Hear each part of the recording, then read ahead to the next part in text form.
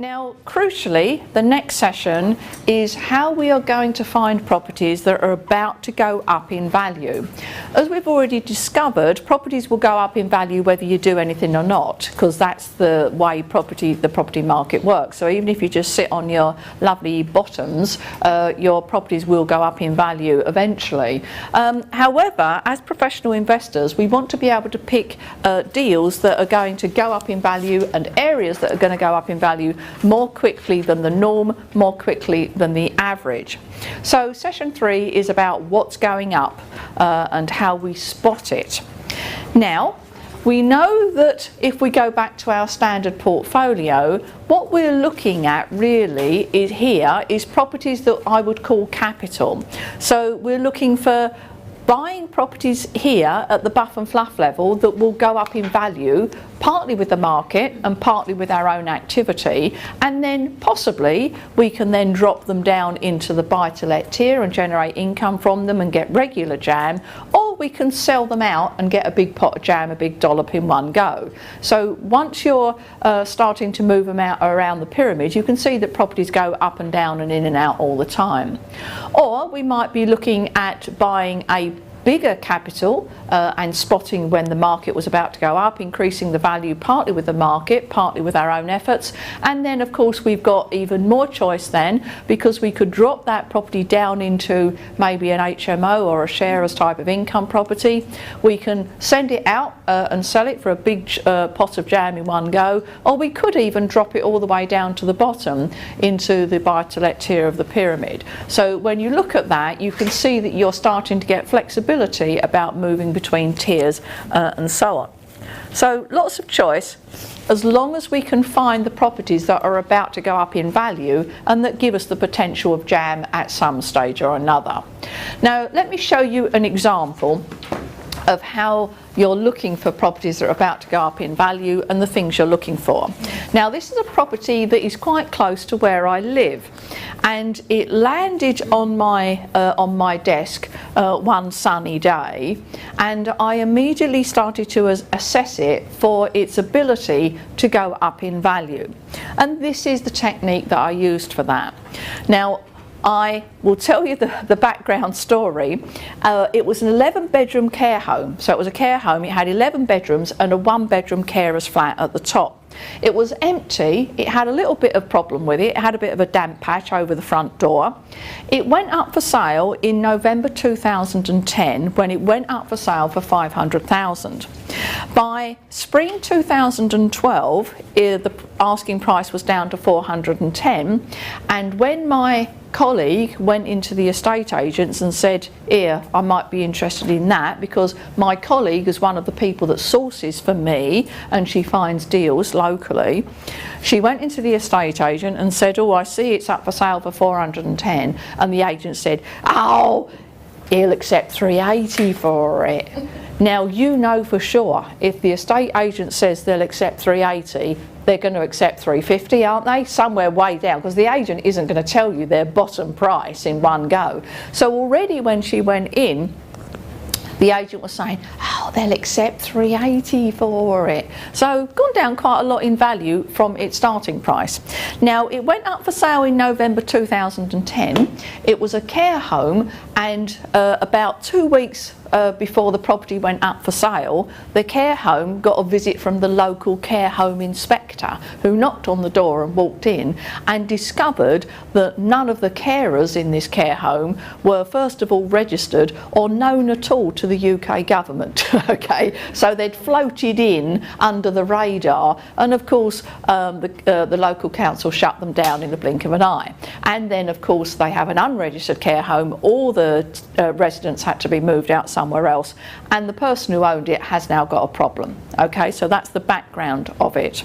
And I very specifically have chosen something at this period in the time period in the property market history, because I'm going to show you shortly how I would have done it differently if it had been a year further on. So I've deliberately chosen something from this time, so to prove a point. So here we are, not quite 2 years ago. We know that there's a property where the agent said they'll accept $380,000, and I now run it through my standard formula. Now my standard formula is upwards. It's another one of these mnemonics. And all this is these are the 7 reasons you tend to be able to buy a property that's about to come upwards in value for one reason or another. Partly because of the market, partly because of your activity. So I've got these 7 criteria that I use and I check every time I find a potential capital property to see whether it's about to come up in value. Now the first one here, the U, stands for up and coming, and with up and coming I want to look at the area where the property is based, because I'm asking myself, is the area up and coming? Is the area about to have a kick up in value? Is the area going to be a good area for me? So I start by looking at the area. So is it up and coming? It's an area-based thing, and the indicators that tell us that an area is about to go up in value are things like communication links. So if there's a new rail line coming, if there's a new bus route coming, if there's a new airport being built. The second thing is economic activity. Is there anything going on in the area? It could be governmental investment, it could be EU investment, it could be things like the government building a new hospital, or it could be something like an educational development, a new university or a college. It could be a new retail park, it could be a leisure centre, a bowling alley, a cinema complex. All of these things are examples of economic activity. And funnily enough, I came across one in the paper 2 days ago. I do talk, one of the examples of an up and coming area is an area that is on a train line. Now in London we have Crossrail, so we have the rail line that goes from north to south and east to west, and on the 27th of March 2014 they made an announcement that Crossrail is actually going to be extended out to Reading. So you're going to be able to get on a train at Reading and be in the city centre within a certain given time. So this is an announcement which immediately should alert you that we've got an up and coming area, because the up and coming area is the area out to the west of London that goes out to Reading. Okay, so that might be an area that you would look at to buy immediately. So that's current this week. So I'm looking at, is the area up and coming, and I get a map of where this particular property is, and I plonk a pin in the map or an arrow, and I actually note where the property is, and it's in Richmond Road in Worthing in Sussex. Now I go on to the Worthing website, I go on to the Worthing UDP, do you remember the Unitary Development Plan, to see what's going on in the area, and I discover that at that corner there, which is called Tebble Gate, there is a proposal to build a whacking great big shopping centre with a bowling alley and a swimming pool and a leisure complex and, you know, cinema screens and so on. Okay, so I knew nothing about that before, and blow me down, within about 3 streets they've got this big proposal. You can also see that it's close to Worthing Station, so we've got the access to communications. Also, the reason I'm looking at this, coincidentally, is because I own 1-bedroom flats in Pavilion Road here, just round the corner from the station, so it's already an area of my patch. So here we have a property a few streets away from all of that. So I go back to up and coming and I give it a tick, because it's definitely an up and coming area because it's got this economic development coming. Now the P on upwards stands for potential for development, and this one is a property specific thing. So the up and coming is more about the area, and the potential is more about the property itself. And what you're looking for is, has it got potential to create more jam? Can I convert it? Can I extend it? Can I put in a loft conversion? Can I build a garage? Can I put a conservatory extension out the back? Can I split 2 rooms into 4? Can I do something with it that will make it produce more jam on a regular basis? So I'm looking at the property itself. Now I have a massive double fronted property here. It's an 11-bedroom care home with a 1-bedroom flat. There are certainly options to this. I can extend it, I could turn it into flats, I could do different things with it. So in terms of its potential, it has a lot of potential. Would you agree? Because there's lots of things I can do with them. So it gets a tick there. Now, the W on upwards stands for something is wrong, and that tends to be something is wrong with the sales price, something is wrong with the value, and that tends to be driven by the fact that the estate agent is a bit of a donut, okay? The estate agent has priced it wrong. Now, estate agents price properties wrong all the time, so please accept that that's the case. They tend not to be necessarily very good with property, and they will price things wrong. Now, in the case of this particular property, has the estate agent, is it the right estate agent or what? Where are they based? They look... Well, we don't know much about them apart from the fact that they're telling every casual inquiry as they come through the door, oh, they'll accept 380. So we've got to suspect that they're not quite, their heart isn't quite in marketing this, haven't we? Because they're actually telling people as they come in the door, you know, just offer us anything. However, we don't know where they're based, we don't know what their specialism is, we don't really know much about them. But we do suspect that it might be the wrong agent. Certainly their heart doesn't appear to be into marketing the property. Now, the A of upward stands for auction. I'm not going to cover auctions at all now, that will be covered on a later training. But with auctions, you tend to be able to buy properties cheap, such that you can get more growth from them. Now, by auction, I really mean any alternative marketplace that isn't a standard going into an estate agent and doing an exchange and completion type of thing. So any alternative marketplace tends to be where you can get properties cheap, below market value, and you can then sell them high. Now, that's not the case in this particular case. It's for sale through a standard estate agent, and one of my sourcing people has happened to find it, so it doesn't get a tick there, it gets a cross.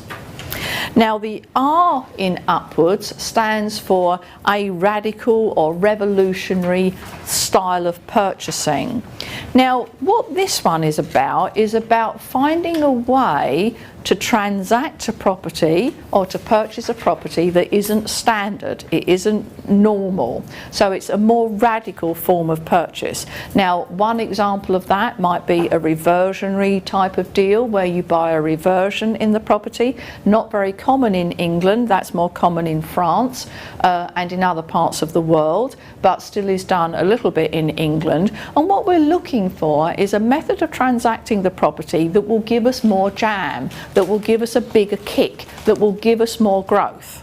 Okay, and one example that most people will have heard of in England in any case is lease options, and lease options are a method by which you can transact property, buy and sell property that isn't standard, it's radical, and you do it in a different way. And I don't know if any of you have ever traded options in terms of shares, but you can buy an option to purchase a share at some stage in the future. Again, with property, you can buy an option to purchase the property at some stage in the future.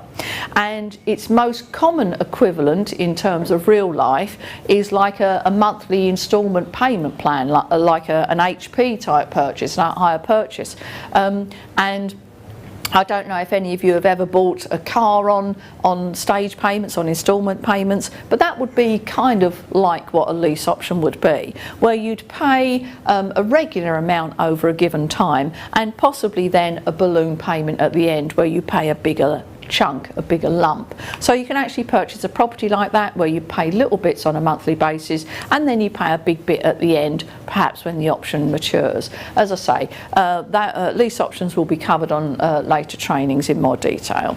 So in this particular case, it's not a radical purchase, it's not a lease option because it would be a straightforward purchase deal, so it doesn't get a tick there.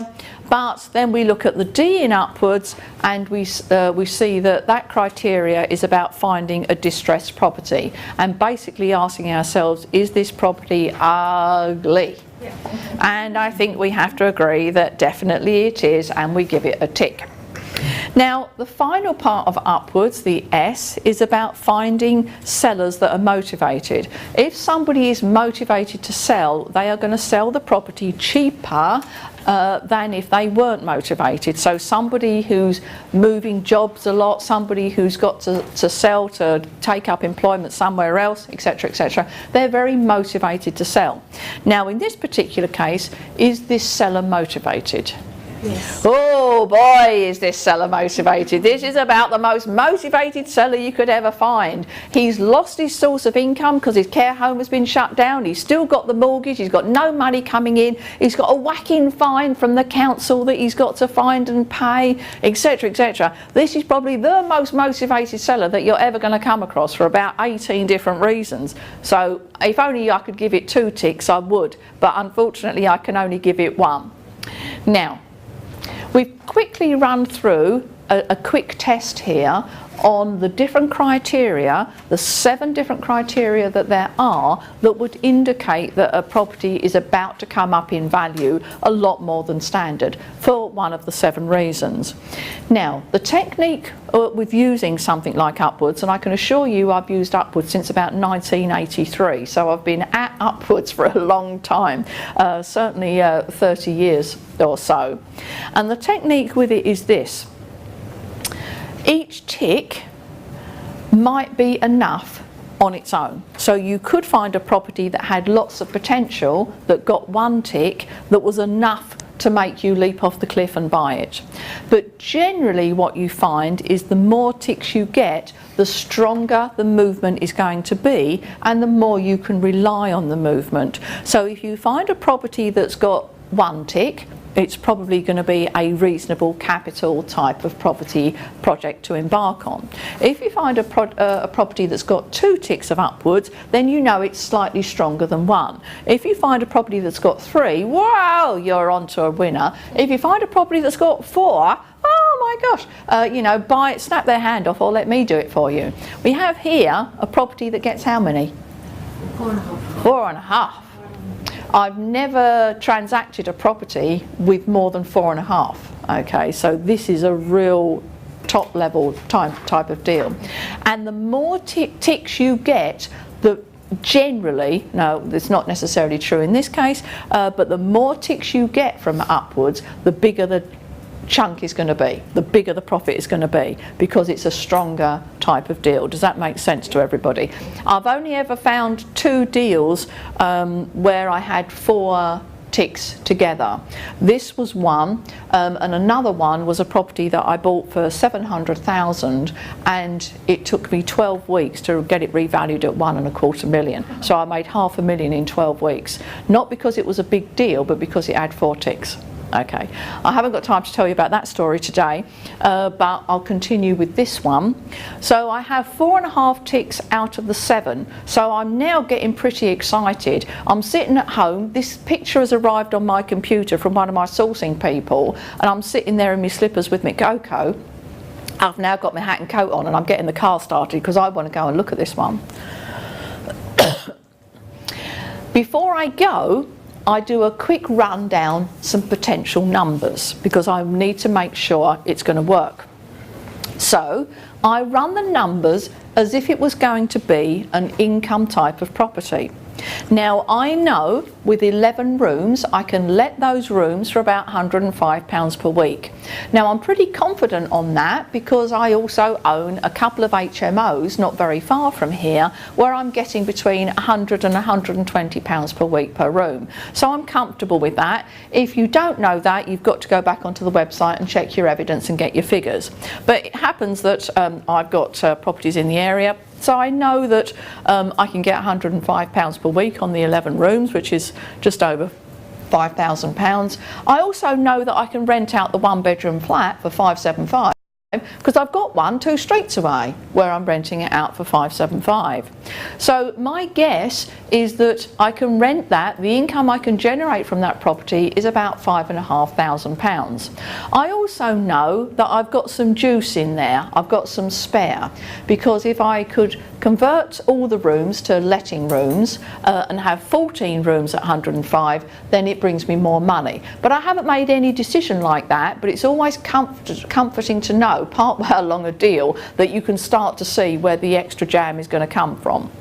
Now, the funding costs here, I've got to take off what potential costs I'm gonna pay, and even if I bought it at the 350, because we've already had the agent saying he'll accept 380, so my guess is that I can get it for about 350 or less. So I've put in 350 at 75%. I've got a mortgage there at a slightly higher percentage rate, but I don't really mind. It's in there at 1170. Now, I've put in there 0 for the management fee because I've clearly got a lot of properties in this specific area. So I have somebody who goes around collecting the rents and changing light bulbs and doing that kind of stuff. And it isn't going to cost me any more for her to pick up one more property in the area. Now, when you're doing your own assessment, you need to put in there the cost for you. So you might want to put in 12.5% as a managing agent's cost. It might well be your brother's going to do it, or your sister, or your auntie. So you put in broadly the cost to you, and I've put in a quote for the insurances. Now you can see what I've done is a variant on the wash its face calculation that we had in an earlier section, because I've got the rent, I've got the funding cost, I've got management costs, and I've got the insurances and others. So rather than using like 10% and doing a specific, doing a general formula, I've done something quite specific. And I reckon, given a good run at this, I could generate about 4,300 a month from this. And as you can see, it gets a tick and goes into the next part of the assessment. So would it get a tick for you? Yes. Who'd buy this at this stage? Oh yeah, we're all in for this one. Okay. Now, I've got to do the important thing, which is check the return on my cash invested, because as you know, I'm not really interested in anybody else's money. I'm interested in my money, my skin in the deal. And I probably wouldn't put my own cash in at all, but just as a check, I need to work out what my potential cost of capital will be, if you remember back from that part of the exercise. Now, if we go back to here, I've carried forward £4,000 per month up here. 4,000 times 12 gives me 48,000 a year.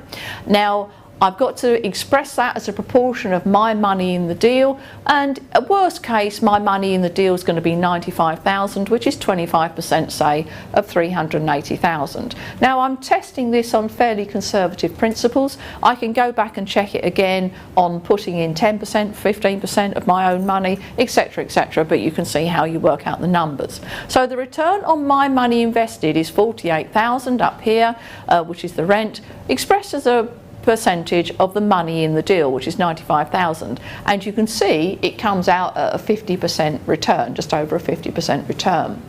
Now, as we know from our earlier session, that 50% is not only the return on my investment, but it's my potential cost of capital. So I can now go out to people and say, who fancies a 40% return on their money? Do you think I'm going to get a lot of takers? Whoa! Somebody will bite my hand off there. So I can go out to people and say, who wants a 40% return on their money? And I can still put 10% in my pocket, and I've got 40% or whatever to pay for somebody else.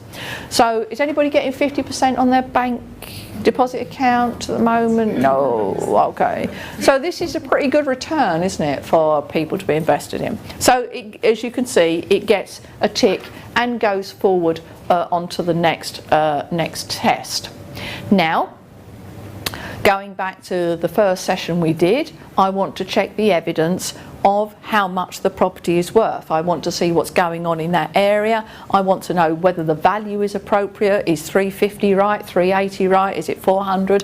I don't know. And I zipped through the websites that we looked at this morning, and I've come up with this one, and I click it onto Zoopla, and I see in Zoopla, when I put in the postcode, so BN11, I see that the public information at the bottom, it tells me that the 6-bedroom freehold house, at this particular case, it has 118 houses and flats, and with a current average value of 159,000. So what Zoopla tells me is that in this street there are lots and lots of 1-bedroom flats. Now I'm looking at an 11-bedroom care home with a flat on the top, but actually the most common type of property in the street is 1-bedroom flats. So that immediately goes ding. Okay, and I get a light bulb here because I've now spotted another potential use for this property, which is to turn it into flats. Now, I go back and I think it through. Now Zoopla doesn't confirm the value, which is why I was in Zoopla in the first place, but it does confirm there's a lot of flats in the road, and so it now tells me that conversion is a really strong option. And I'm always looking for the highest and best use of a particular building, a particular property, to generate as much jam for me as possible. So I've now got on the table the option of conversion. Now you can hear that I'm collating the evidence. I'm looking for some income, I'm looking for some capital, I'm looking for jam today, jam tomorrow, and I'm assessing this for all of its maximum uses, because I still haven't decided, first of all, if I'm going to buy it, and secondly, what I might want to do with it. So I quickly slammed down some approximate figures. If I paid $380 for it, fair enough. My stamp duty and legal costs would come to about another $15, and I've thrown in $5,000 in there for the refurb cost to try and do something with the damp that we noticed right at the beginning, and I've got an approximate total cost to me of about $400,000. I now need to know whether that is good, bad or indifferent, and so I go looking for comparable values, comparable properties that are equivalent, that are most likely most similar, so I can check. And I actually find on the web, in the Worthing Town Centre, another property which is almost identical.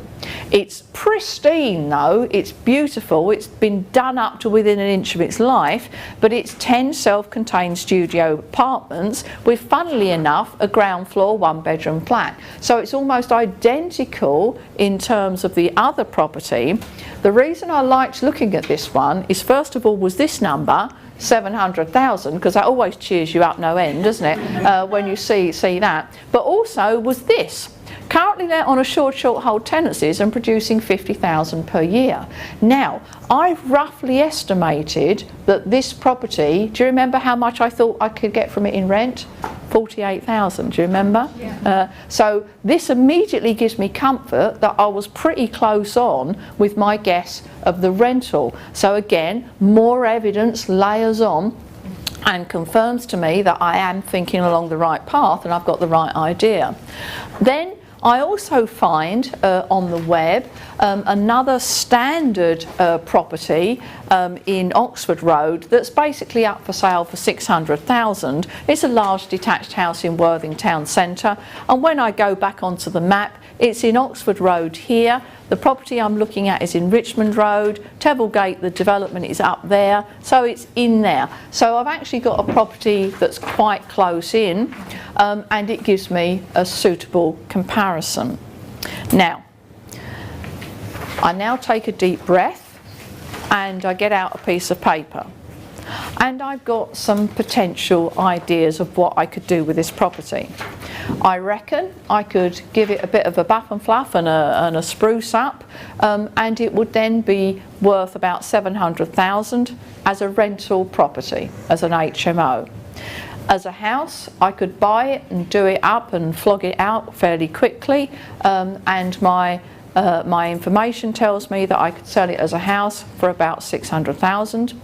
And I also have the evidence now from Zoopla, and my quick look at the property and the floor plans indicated that I could get 3 properties in one side, 3 properties in the other. It was a double fronted, so I could get 6 1-bedroom flats worth 150,000 each, multiply it by the 6 flats, and I've got 900,000 there. Now, so I've now got choice, I've now got options. Which one shall I do? Interesting, isn't it? Who would do the straight in and out and sell it, the 600,000? Quick money, 200,000 quick money. 50% return on your money, quick money in it. Who'd do the building flats? The 900,000. And who'd do the HMO? 700,000. It's interesting. Some and some. The answer is we can probably do all of the above, and if we use our brains right, we can do all of the above in a very cash positive way. But I'll get back onto that in a second. So when I go back and think about this property, my conclusion is that at the time the market was falling at the time the market was going down. So we know that income is the first thing you go to when the market is going down. So my original idea was to go straight for income, get it as an HMO and slam loads of tenants in there, and then the potential is to create the 6 one-bedroom flats over time. Now what I want to show you is this, is the way that you get your jam now and your jam later. There could be 6 flats in there. Now my proposal was to convert it into an HMO straight away, get it licensed, get tenants in there. Then what you do, once you've done that, it was a particularly good property for division. So I could leave one half completely alone and use the money from the rents coming in every month to give me the money to do up one flat over here. That then gets sold at 150,000, and then that gives me the money to do up 2 and 3 over here, and then they get done up and sold, and that gives me plenty of money then to do up all the others. So what you do is you use the property to finance the development of it, and this would be a perfect one to do in that particular case. Get the tenants in, they're paying you £4,000 or £5,000 a month in rent. Now that goes quite a long way in terms of converting the property into one-bedroom flats. So my total profit would be about £500,000. My costs would be 400,000. My maximum potential at the end of the day would be 900,000, 150 times 6, and I can bank about £250,000 now, and I can bank the other 250 later, and I can sell these flats when I like, when my daughter gets married, when my son goes to university, and so on. So I can bank the money when I need it, and it's all been funded by the property. Also, over time, what's going to happen to the 150,000? It's going to be more. It's going to go up. Absolutely. Long term, it's going to go up. So it makes sense in this particular case to do the income now and to do the capital later when the market picks up. As I said, when I looked at this property, the market was going down. So it made sense to do the income first. Let's see how I picked it. I picked that property purely by running through a simple mnemonic called Upwards and identifying that I had 4.5 pluses out of the 7. And you can see that my idea was to purchase it, to do it up a bit and to drop it into here, and then spend my time and the money from here to drop it into here and create 6 one-bedroom flats, which could either be rentals for me or sold straight on. So again, you can see the movement within the pyramid, movement within the portfolio going up and down. Now, okay, we're back to the learning then. The opportunity is to do everything. Everybody has to live somewhere. They either rent somewhere or buy, and in this particular case I can rent to them and then sell to them, and that's obviously the best way to go about it. You can do both things, and of course when the market is rising you take your capital kick first and then your income, so you do your buff and fluffs and your capital projects when the market is rising, and when the market is falling you go for income kick first and then you pick up your capital later, so you do your buy-to-lets and your HMOs first. Now, my decision was, the conclusion was that to go for income because that was what worked best at the time, so it worked best now, and then pick up the capital later because that would work best then and it would be the right road then. Now, I wanted to get to this slide because the reason I chose this one to look at for you is because it was at a time, the time period I've talked about, 2010 to 2012, the market was going down. Okay, was this still a good deal? Yes. Yeah, perfect deal, but it would have worked best for income then. Okay, now if I'd have seen that property 18 months later as we were about to start this, would my conclusion have been different? Yes. Yes, it would. Okay, and that's a fundamental learning that most property investors don't get first off. Property investors who are inexperienced, or what I call accidental landlords, think the only way to make money out of the property market is when it's going up. That is nonsense. Okay, you make just as much, if not more, when it's going sideways, or especially when it's going down. Now, do you agree this is a fabulous deal? Yeah. Absolutely fabulous deal when the market was going down. So take heart with that and take it on board, even if somehow at a cellular level you still don't quite believe it, but nonetheless get it on the table, and I love the market going down. So that's why I chose this one when the market was going down. If the market was going up, it would have been a different outcome. Still a good one. Now, a more recent example, I'm fast forwarding now to about 6 months ago in October 2013, and again we've still got the same upward strategy in place, and I'm looking for properties that are about to go up in value. And I was sitting in my living room on a Sunday morning having my cup of tea before the kids got up, and I'd just fed the cats, and I was sitting there on the sofa and I'm watching Sky News, and Sky News came up with this story that was then repeated on Mail Online and so on, and it was about George Osborne and Boris Johnson, the Mayor of London and the Chancellor of the UK, was in China trying to drum up business. Okay, now the reason it was on the news is because Boris Johnson had done something that George Osborne didn't agree with, and there'd been some kind of falling out at a party or whatever it was, because you know what they're like. Anyway, nonetheless, I wasn't particularly interested in the gossip story that it was about, but I latched onto this straight away. Now, George Osborne and Boris Johnson have been in China drumming up business, and they've been successful at it. They've got 800 million from Chinese investors to bring into the UK to boost up Manchester Airport. Okay, so that's quite a good day's work really as far as the UK government's concerned.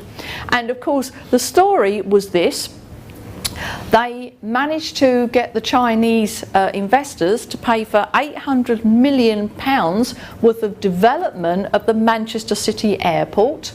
So it was a development project. Now 800 million, plus of course we know it's going to overrun a bit, don't we? So that's all right. It's a 5 million square feet development of leisure, light industrial type of development, retail, leisure, manufacturing, light industrial type of development. They reckon it's going to create 16,000 jobs because of people having to come into the area, firstly to do the development and then secondly to service everything, and it's going to be a 15-year development. At this stage I nearly spat my tea out and went running to my computer, because this is what happened to me. All the alarm bells started to ring very loudly in my head, and I shot to my computer and started to look at the details of it. Now, I immediately went to Take a Ride, which we've looked at in an earlier session, and I thought about the demand and supply and the employment and the economy, because these jumped out from this particular project. Because think about it, this money is going to come into a specific area of the UK and immediately boost the economy. Local businesses suddenly start to get enthusiastic and confident with their business. It could well be that a local carpet shop has always wanted to open another shop, but never quite had the confidence. But now they suddenly hear that there's going to be 16,000 new jobs created, more people coming into the area, Manchester City Airport is going to be built up. Suddenly think, this is the time for me to open the new carpet shop. And then the new carpet shop gets opened and another person gets employed and so on. It could well be that we've got a family that have been living in a terraced house in Manchester for the last 10 years, and they've always wanted to trade up to get a bigger property, never quite had the confidence until this is announced, because suddenly they think to themselves, right, we can now get a job for 15 years, we'll get more money, we can afford to trade up, this is the time to take our leap. So you can hear that when money comes into an area like this, it immediately boosts not only the local economy but the local property market. And there's a big injection of pace, energy, money, and everything starts to shoot up. And of course we've also got the issue of where are these 16,000 people that are needed to build and service this development, where are they going to live? Because you may have heard me say, you may remember, it's a leisure and retail and manufacturing development. No houses, okay? No houses in there. So where are the 16,000 people going to live? I'll tell you where they're going to live. They're going to live in one of my pyramids. That's where they're going to live. Okay. Now, I immediately jumped in and started to look at this, and not only could I see immediately how to build the pyramid, but I could see how to move them